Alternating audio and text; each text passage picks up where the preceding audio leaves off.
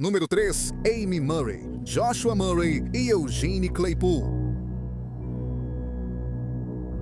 Em 2018, Amy Murray, de 40 anos, e seu marido, Joshua Murray, de 37 anos, moravam em Iberia, Missouri.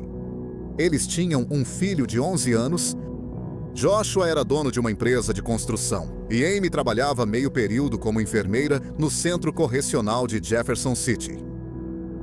Às 2h08 da manhã, em 11 de dezembro de 2018, Amy ligou para a polícia porque a casa deles estava pegando fogo. O corpo de bombeiros apagou o incêndio e na cama do quarto principal estava o corpo sem vida de Joshua Murray, de 37 anos. Amy explicou aos investigadores que tinha levado seu filho de 11 anos e os 2 cachorros de dentro de casa ao McDonald's. Quando eles voltaram, ela viu que a casa estava pegando fogo. Ela não conseguiu entrar na casa porque a fumaça estava muito intensa, então ligou para o 911. Uma autópsia foi realizada e foi determinado que Joshua já estava morto antes do início do incêndio. Além disso, sua morte não foi natural. Ele havia sido envenenado. Ele morreu por envenenamento por etilenoglicol. O etilenoglicol é transparente, inodoro e tem um sabor adocicado. É comumente usado como anticongelante e fluido de arrefecimento para carros. O chefe dos bombeiros também determinou que o incêndio foi um ato de incêndio criminoso. Ele começou no quarto e um acelerante foi usado. A polícia então analisou as imagens das câmeras de segurança do McDonald's. Cerca de 2h20 antes do incêndio, às 23h48, Amy foi registrada passando pelo drive-thru do McDonald's. No banco do passageiro estava um homem mais jovem. Ela pegou uma bebida em uma sacola de comida. No balcão da cozinha da casa da família havia um sanduíche do McDonald's. Além disso, em uma lixeira na garagem havia uma sacola do McDonald's. A polícia determinou que Amy colocou anticongelante na bebida do marido, que ela pegou no McDonald's. Ele bebeu, passou mal e morreu. Depois, ela iniciou o incêndio para encobrir o crime. Por que Amy Murray faria isso? Aconteceu que ela estava tendo um caso. Enquanto trabalhava na prisão, ela conheceu Eugene Claypool. Claypool era um detento cumprindo uma sentença de 25 anos à prisão perpétua. No início da manhã do dia de Natal de 2000, Claypool, de 21 anos, e seu amigo, Jeffrey Williamson, de 17 anos, invadiram a casa de Donald Hardwick, de 72 anos, em Springfield, Missouri. 2 anos antes, Hardwick havia ganhado $850 mil na loteria. A dupla acreditava que havia $10 mil em dinheiro na casa. Enquanto eles vasculhavam a casa, Hardwick acordou. Williamson imobilizou o homem de 72 anos e Claypool o esfaqueou 4 vezes. Claypool e Williamson acabaram encontrando apenas $36 na casa. Williamson e Claypool roubaram cada um veículo da garagem de Hardwick quando um dos veículos foi encontrado. Pouco tempo depois, as impressões digitais de Claypool foram encontradas dentro dele. Claypool tinha antecedentes, então suas digitais estavam registradas. Ele foi preso dias depois e confessou. Williamson também foi preso. Em agosto de 2001, Eugene Claypool se declarou culpado de homicídio em 2º grau. Ele foi condenado a 25 anos à prisão perpétua. Em maio de 2002, Jeffrey Williamson aceitou um acordo judicial. Ele admitiu invasão e adulteração de domicílio em 1º grau. Ele foi condenado a 25 anos e teria que cumprir 17 anos antes de ser elegível para liberdade condicional. Após o assassinato de Joshua Murray, a polícia revisou os registros telefônicos da prisão. Eles encontraram conversas gravadas entre Amy e Claypool, onde ela falava que odiava Joshua e que queria ele morto. Assim que ele saísse do caminho, eles poderiam se casar. Ela tentava conseguir um advogado para tirá-lo da prisão mais cedo. No início de fevereiro de 2019, cerca de 3 meses após o assassinato de Joshua, Amy foi presa. Seus advogados contestaram as acusações antes do julgamento. Eles queriam apresentar uma defesa de que Joshua mesmo colocou o anticongelante e o bebeu. No entanto, o juiz não permitiu essa defesa. Finalmente, em junho de 2025, 6 anos após sua prisão, Amy Murray fez um acordo Alfred por homicídio doloso em 2º grau e incêndio criminoso em 2º grau. Um acordo. Alfred permite que o réu mantenha sua inocência, mas reconhece que há provas suficientes para condená-lo caso fosse a julgamento. Amy foi condenada a 12 anos de prisão. Eugene Claypool não foi acusado em conexão com o assassinato de Joshua Murray. Ele atualmente tem 46 anos e está cumprindo pena no Centro Correcional de Farmington, em Farmington, Missouri. Ele deverá estar elegível para liberdade condicional em 2026.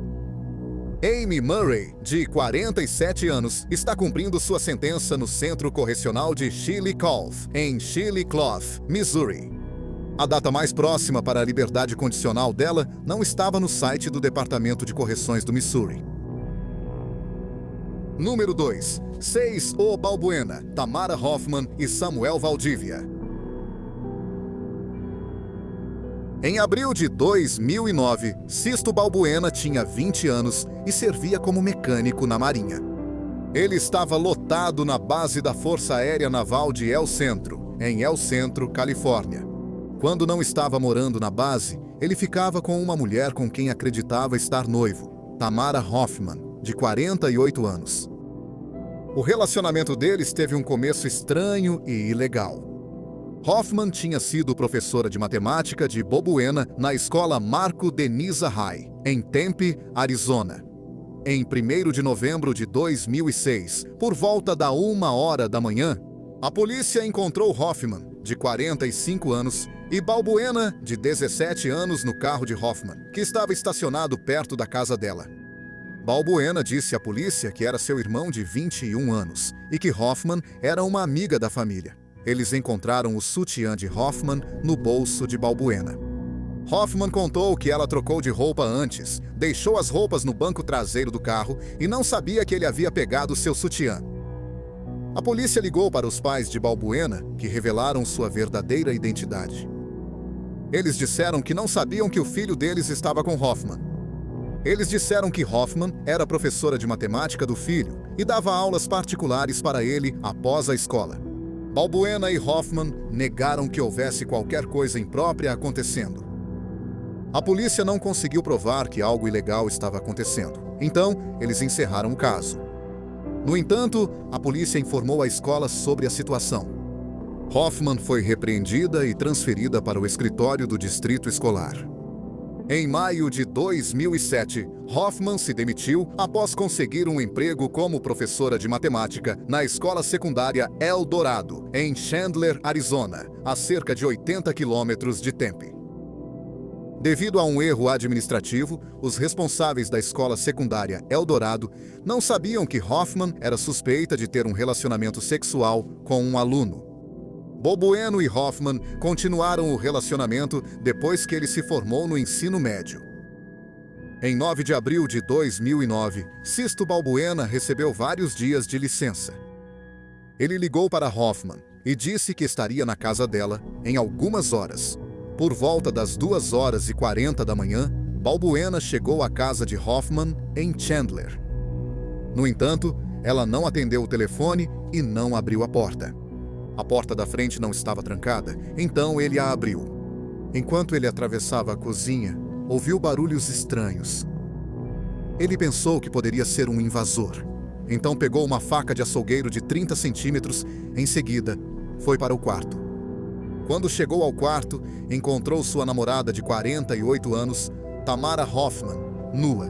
Um jovem estava de cueca. Balbuena começou a discutir com Hoffman e exigiu saber há quanto tempo ela o estava traindo. Balbuena, então, começou a atirar objetos no jovem. O jovem recuou para o banheiro e bateu a porta. Balbuena foi até o banheiro e empurrou a porta para abri-la. O jovem deu um soco no rosto dele. Em seguida, o jovem pediu desculpas. Balbuena derrubou o jovem no chão e o chutou. Depois, ele o esfaqueou no estômago. Balbuena disse depois que ficou surpreso com a facilidade com que fez isso. Ele disse, abre aspas, a lâmina entrou como se fosse em manteiga, fecha aspas. Pobena saiu de cima dele e chamou a polícia. Quando eles chegaram, encontraram Pobuana e Hoffman sentados na sala de estar. No banheiro, eles encontraram o jovem, que foi identificado como Samuel Valdívia, de 18 anos. Assim como Pobuena, Valdívia era aluno de Hoffman. Valdívia foi levado ao hospital e foi declarado morto. Balbuena admitiu ter matado Valdívia, mas disse que não foi sua intenção. Ele só queria mostrar para ele o quanto doeu o fato de ter ficado com a namorada dele. Ele também estava profundamente arrependido por suas ações. Quando Balbuena foi questionado por que não fez nada com Hoffman, ele disse que era porque a amava. Cisso Bovena foi acusado de assassinato. Ele foi a julgamento em maio de 2010. Os advogados de Bobana admitiram que ele matou Samuel Valdívia, mas afirmaram que foi em um acesso de fúria cega. Assim, ele foi considerado culpado de homicídio em segundo grau, não em primeiro grau. Homicídio em segundo grau tinha pena de 10 a 22 anos. Em primeiro grau, era prisão perpétua sem condicional. O júri acabou considerando Sisto Balbuena culpado de homicídio em segundo grau. Em setembro de 2010, Balbuena foi condenado ao mínimo, uma década de prisão. A família de Samuel Valdívia ficou revoltada com a sentença. No entanto, eles não acreditam que Balbuena merecia toda a culpa. Eles acham que as ações de Tamara Hoffman tiveram um grande papel no que aconteceu naquela noite. Ela se envolveu de forma imprópria com os dois jovens enquanto era professora e brincou com seus sentimentos. Se ela não tivesse se envolvido com os dois jovens, não teria ocorrido o confronto mortal. Hoffman não foi acusado de nenhum crime. Ela realmente abriu mão da licença de professora. O paradeiro atual dela é desconhecido.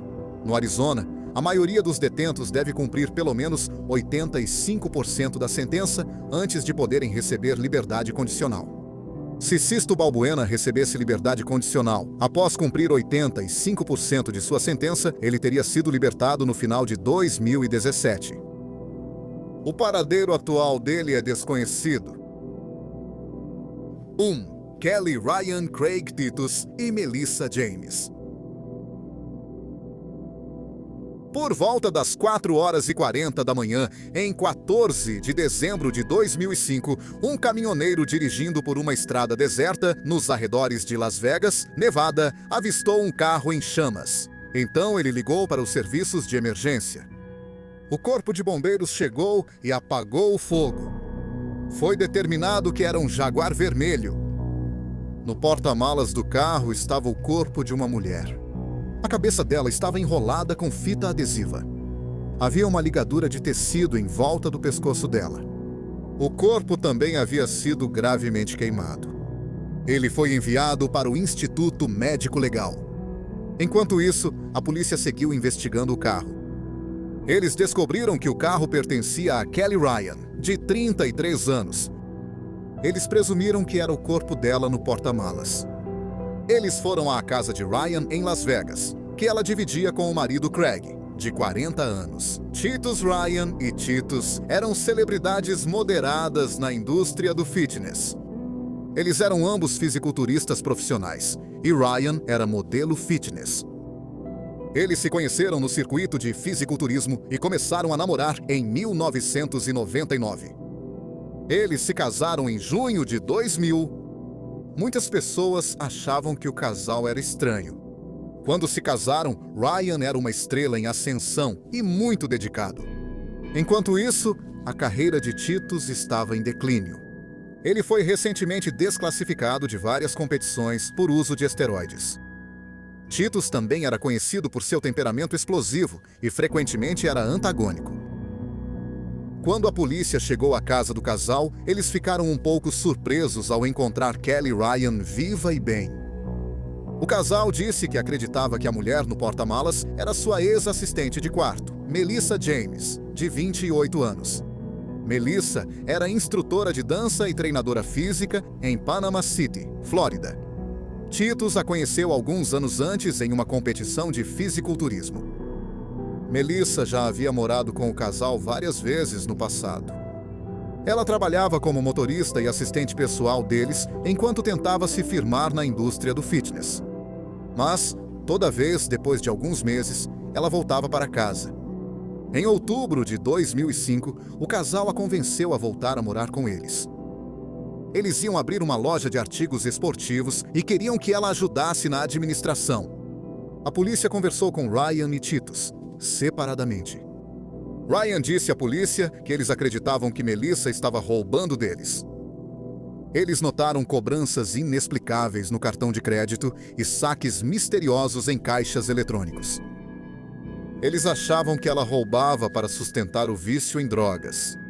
Ela também acreditava que Melissa estava tentando roubar sua identidade. Ryan também achava que Melissa poderia estar tentando envenená-la. Ryan tinha expulsado Melissa de casa alguns dias antes, mas ela não tinha certeza do dia. Titus também disse à polícia que acreditava que Melissa estava roubando deles. Ele disse que 2 dias antes, sua esposa tinha confrontado Melissa sobre o roubo e elas discutiram. Ele acabou deixando Melissa em um motel.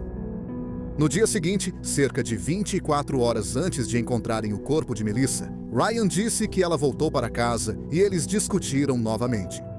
Titus disse que Melissa realmente foi até a casa deles, mas ela e Ryan não estavam mais discutindo.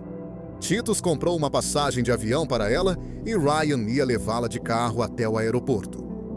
O voo era às 22h, mas Melissa queria ir para o aeroporto imediatamente.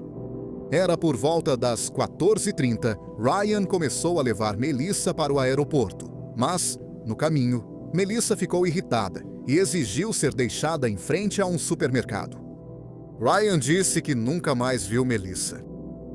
Quando perceberam que o carro havia sumido, eles presumiram que Melissa entrou na casa, pegou as chaves e roubou o Jaguar.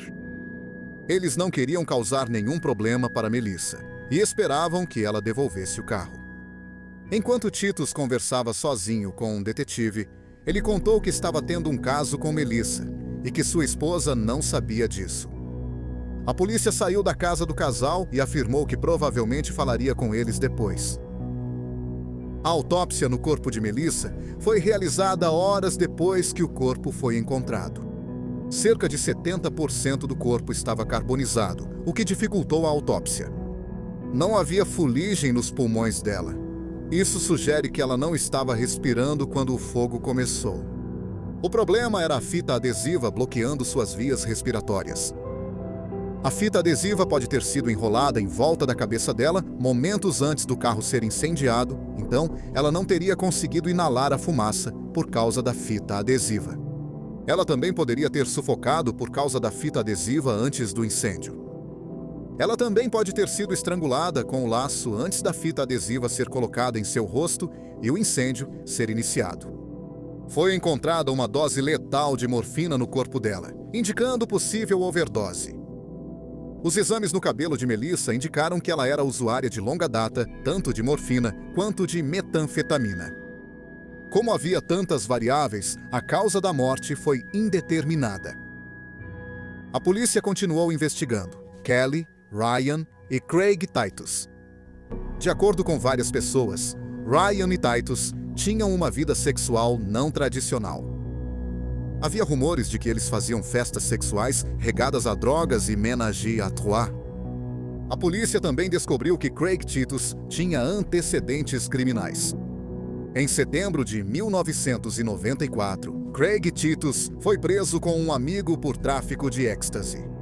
Em abril de 1995, ele se declarou culpado e acabou sendo condenado a 6 meses em uma casa de reabilitação e 6 meses de prisão domiciliar, seguidos por 3 anos de liberdade supervisionada. Ele não tinha permissão para possuir nenhuma droga ilegal, mas não conseguiu cumprir essa condição. Em todos os testes mensais de urina realizados entre outubro de 1996 e janeiro de 1997, foram encontrados esteroides ilegais em seu organismo. Em julho de 1997, a liberdade supervisionada de Titus foi revogada e ele foi condenado a 2 anos de prisão federal. Ele foi libertado no início de 1998. O casal se conheceu no ano seguinte e no ano depois desse, eles se casaram. O casal tinha sido bem-sucedido e apareceu em dezenas de capas de revistas, além de obter boas colocações em competições. 5 anos após se casarem em 2005, as carreiras do casal já estavam em declínio. Eles estavam envelhecendo e não estavam indo tão bem nas competições. Também se acredita que Titus e Ryan estavam usando drogas, mas no outono de 2005, as pessoas achavam que eles pareciam cansados e abatidos. As pessoas também perceberam que Titus usava Melissa James para deixar sua esposa com ciúmes. Por exemplo, ele pagou para Melissa fazer uma pedicure e depois pediu que ela contasse para Ryan só para irritá-la. No dia 17 de dezembro, 4 dias após o corpo de Melissa ter sido encontrado, uma mulher que estava sendo treinada por Kelly Ryan falou com a polícia. Ela disse que, horas depois do corpo de Melissa ter sido encontrado, Ryan e Titus foram até a casa deles. Eles disseram a ela que encontraram o corpo de Melissa morto no carro, mas Ryan não soube explicar como o corpo de Melissa foi parar no carro. A mulher insistiu para que Ryan dissesse por que o corpo de Melissa estava no carro. Ryan então disse que eles a encontraram morta por overdose de drogas no quarto de hóspedes. Eles acharam que Melissa ser encontrada morta na casa deles destruiria suas carreiras. Então, decidiram destruir o corpo dela. Ryan admitiu ter comprado 7 frascos de fluido Lyre com um cartão de crédito no Walmart. Eles esperavam que, ao queimar o carro com o corpo dela dentro, o fogo destruiria o corpo. No dia seguinte, um amigo de Craig Titus, Anthony Gross, entrou em contato com a polícia através de seu advogado. A polícia estava procurando por Gross porque, na manhã de 13 de dezembro, horas antes do carro ser encontrado em chamas, Titus havia ligado para Gross várias vezes. Gross foi descrito como um fã de fisiculturistas. Gross contou que Titus ligou para ele de manhã querendo se encontrar em um posto de gasolina. Gross entrou em sua caminhonete e dirigiu até o posto de gasolina. Pouco depois de chegar ao posto de gasolina, Titus e Ryan chegaram no Jaguar vermelho. Gross colocou gasolina em um galão e depois colocou o galão em sua caminhonete. Ele dirigiu até o deserto, enquanto Ryan e Titus o seguiam. Titus ligou e pediu para ele encostar o carro. Ryan entrou na caminhonete e entregou o galão de gasolina a Titus. Ele jogou gasolina no carro e incendiou. Depois, ele levou o casal para longe do local. Gross disse que não sabia que havia um corpo no porta-malas. A polícia então foi até o Walmart local e encontrou imagens de Kelly Ryan comprando 7 frascos de fluido de isqueiro.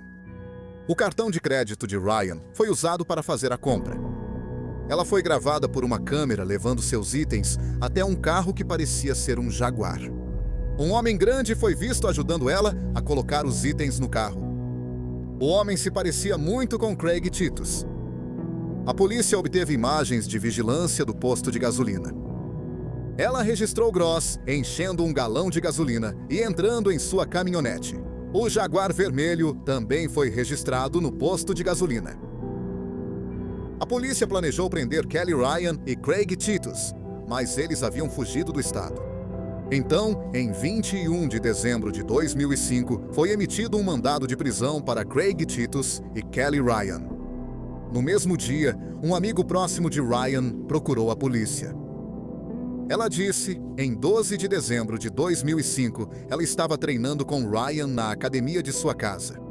Ela reclamou sobre Melissa e disse que acreditava que Melissa estava roubando dela, disse a amiga. Na manhã de 13 de dezembro, Ryan ligou para ela e mais uma vez reclamou sobre Melissa. Ryan afirmou ter encontrado itens suspeitos em uma caixa de segurança que indicavam que Melissa tentava roubar sua identidade. A amiga deveria se encontrar com Ryan para uma sessão de exercícios às 17 horas.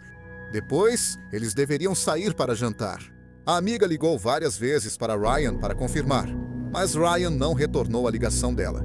Então, a amiga não foi até a casa de Ryan. Ela foi jantar com o namorado, e enquanto estavam no jantar, Titus e Ryan ligaram para ela 3 vezes e reclamaram sobre Melissa. Depois do jantar, naquela noite, a amiga e o namorado foram até a casa de Titus e Ryan. Titus e Ryan estavam visivelmente agitados. A amiga então disse que Ryan lhe contou uma história estranha. Ela disse que Ryan contou, algumas horas antes, que estava no andar de cima da casa com Melissa. De repente, Melissa apontou um taser para ela. Ryan disse que ela tirou o taser e usou em Melissa, mas mal a encarou. Ela gritou por Titus e ele veio correndo. Ele pegou Melissa, carregou a escada abaixo e a jogou com força no chão. Em seguida, ele a espancou. Após a reunião, Melissa não estava apenas viva, mas também consciente. Melissa tomou um pouco de Xanax e foi para a cama. Ryan disse que enquanto Melissa dormia, ela a socou no rosto. Titus a segurou enquanto injetava uma seringa cheia de morfina na perna dela. A amiga disse que Ryan contou a ela que encontrou evidências de que Melissa estava tentando envenená-los. Então, para justificar o que fizeram, Ryan disse a ela que encontrou evidências de que Melissa estava tentando envenená-los. Também acharam um folheto de uma empresa de amaciador de água no quarto dela. Eles acreditavam que isso era uma prova de que ela fez algo com o amaciador de água.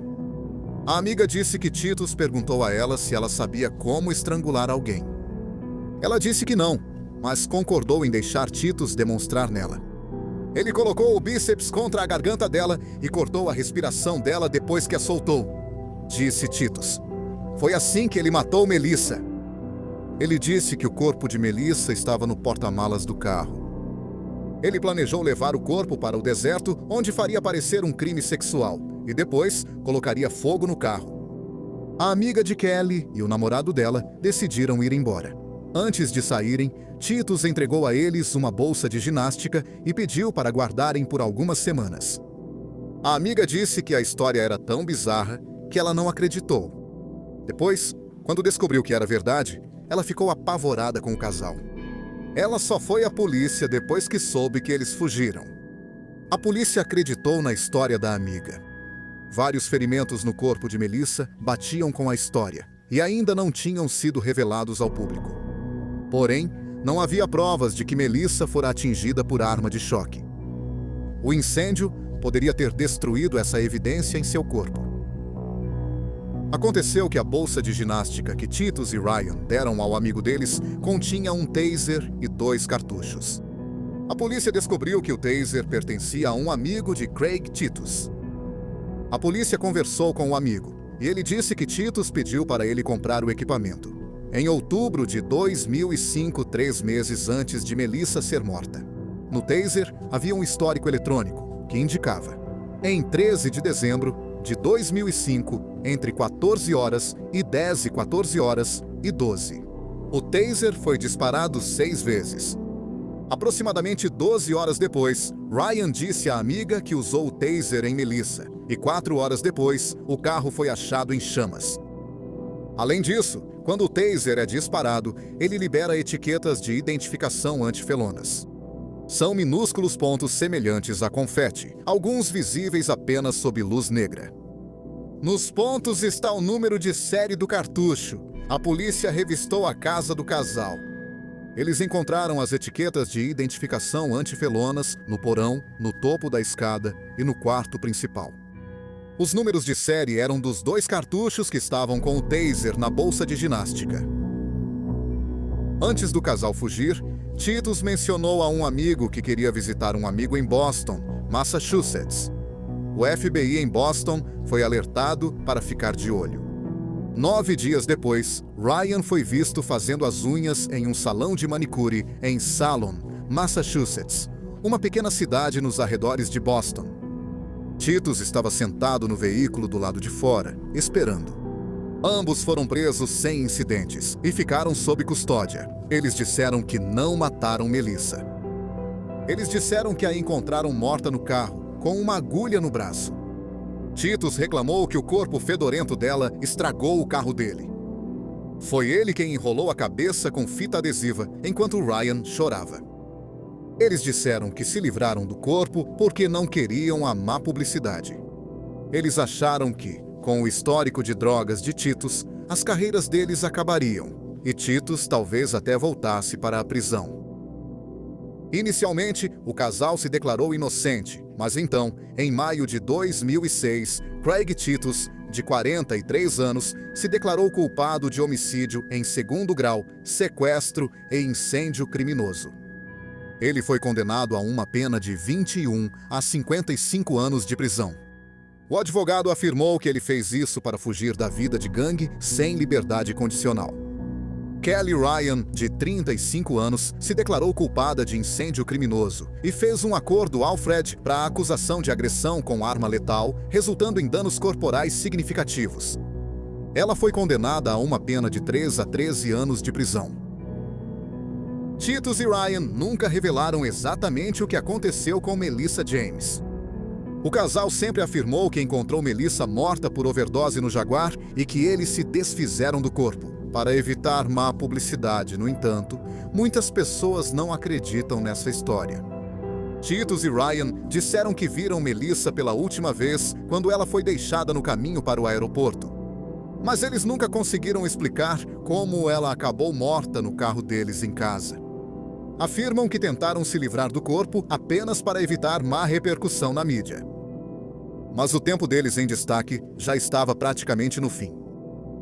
É provável que a notícia de que a assistente deles morreu de overdose enquanto estava sozinha no carro deles teria sido uma matéria pequena na mídia, se chegasse a ser noticiada. Se eles realmente quisessem se distanciar da morte dela, por que não a deixaram em um hospital? Ou por que não abandonaram o corpo em outro lugar que não tivesse ligação com eles? Segundo a alegação, eles queimaram o corpo para ocultar evidências do assassinato. Eles também confessaram o assassinato a um amigo de Ryan, que sabia de detalhes do crime não divulgados ao público. A polícia suspeita que Ryan usou arma de choque em Melissa e depois Titus a agrediu. Eles injetaram morfina nela, e quando isso não a matou, Ryan a estrangulou. O relacionamento entre o trio não está claro. Tito admitiu ter um caso com Melissa, e Ryan não sabia do caso. Algumas mensagens de texto entre eles pareciam confirmar isso. Também havia rumores de que Ryan e Melissa estavam tendo um caso sexual. Uma fita de vídeo foi encontrada na posse do casal. Em um dos trechos da fita, Titus e Ryan estão fazendo sexo.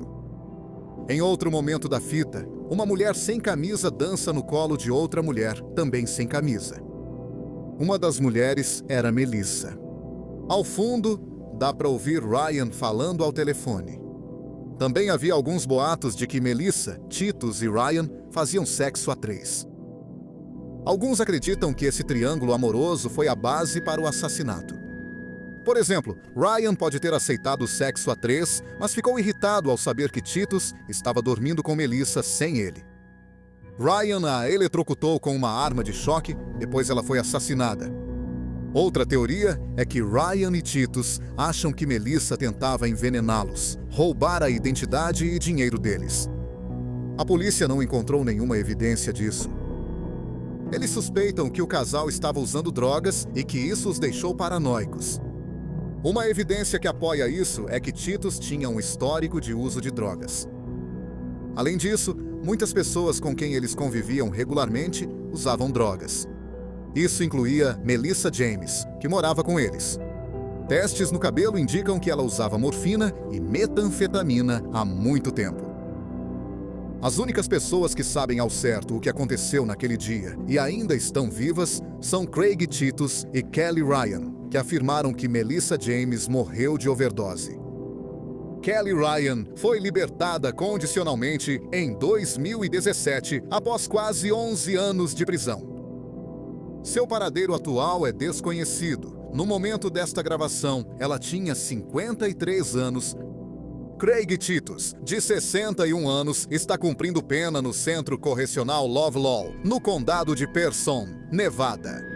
Ele estará elegível para liberdade condicional em dezembro de 2026.